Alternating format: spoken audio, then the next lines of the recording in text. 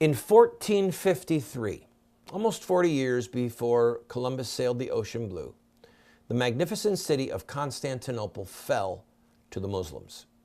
Byzantium was obliterated, overrun. The most magnificent church in history up till that point, Hagia Sophia, Holy Wisdom, was overrun. Thousands were murdered inside of its walls, those that were seeking refuge, and it was when the blood was washed off the floor and the bodies were thrown out and desecrated, the church was turned into a mosque, and it remained a mosque for nearly 500 years until Kemal Ataturk, the ruler of Turkey in the early 1930s, said, we're going to take it and we're going to make it a museum. Every year there is a protest there.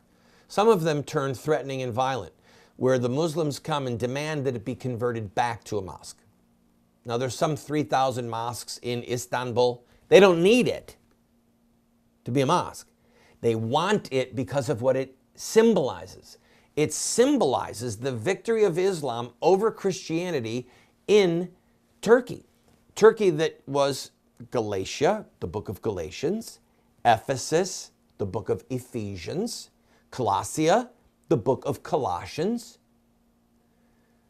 This very area where so many of Paul's missionary trips were, so many books or passages in the Bible referring to the cities, overrun, lost.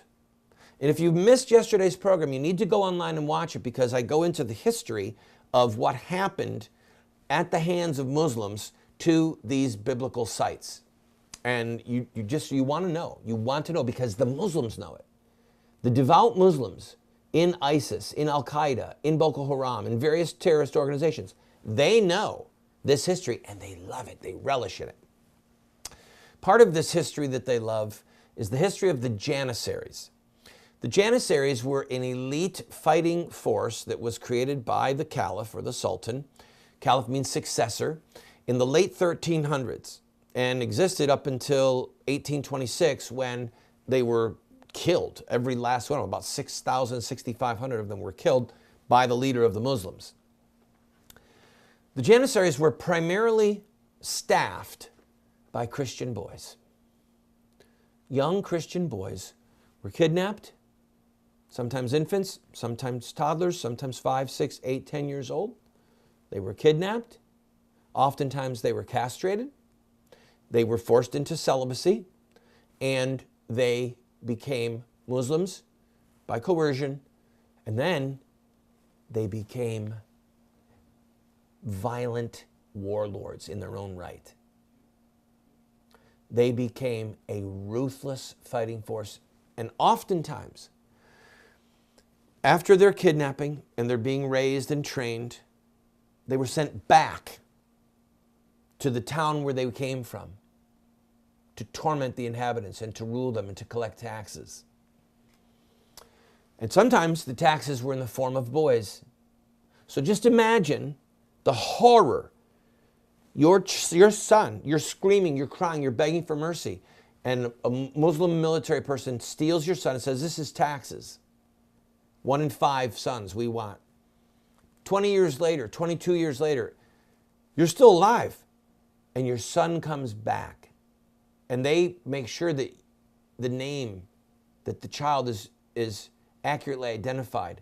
And now that person comes back to take other sons, to steal other human beings. They've been so indoctrinated that Muhammad is the prophet of God and that Islam is the true religion and that Christianity is a blasphemy, that they're coming and tormenting the very families and relatives that wept and grieved when they were kidnapped.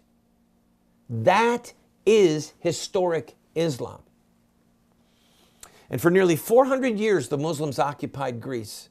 Women, when the Muslim armies would come into an area, women, this is horrifying, what I'm about to tell you. If there are small children in the world, you need to send them out or hit pause.